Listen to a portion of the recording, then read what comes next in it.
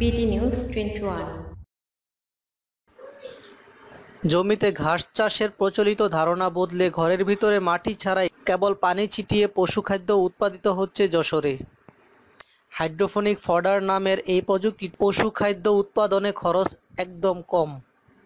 এই খাদ্যে বাজারে দানাদার ও মাঠের সবুজ ঘাসের প্রায় সব পুষ্টি উপাদান আছে, তাই ধীরে ধীরে বিষয়টি জনপ্রিয় হয়ে উঠেছে।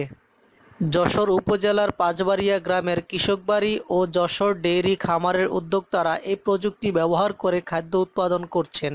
গম, ছোলা, খেসারি, ভুট্টা, সয়াবিন, মাসকলাই সহ বিভিন্ন শস্যের অঙ্কুরোদ্গম বীজ ব্যবহার করে খাদ্যটি উৎপাদন করা যায়।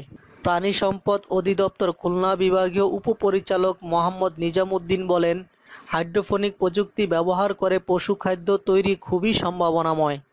শুধু এই খাদ্য দিয়ে গরু, ছাগল, ভেড়া, খরগোশ ও রাজহাঁস পালন করা সম্ভব। 22 বিঘা জমির উপর যশোর ডেইরি খামার স্থাপিত। খামারটিতে 33টি গরু আছে। খাদ্যের চাহিদা মেটানোর জন্য অন্তত 15 বিঘা জমিতে নেপিয়ার সহ বিভিন্ন প্রজাতির ঘাস লাগানো আছে। তারপরও হাইড্রোপনিক প্রযুক্তি ব্যবহার করে দৈনিক 100 কেজি ঘাস উৎপাদন করছে তারা।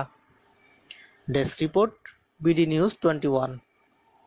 আপডেট নিউজ পেতে আমাদের চ্যানেলটি সাবস্ক্রাইব করুন এবং বেল বাটনটি প্রেস করুন। ধন্যবাদ।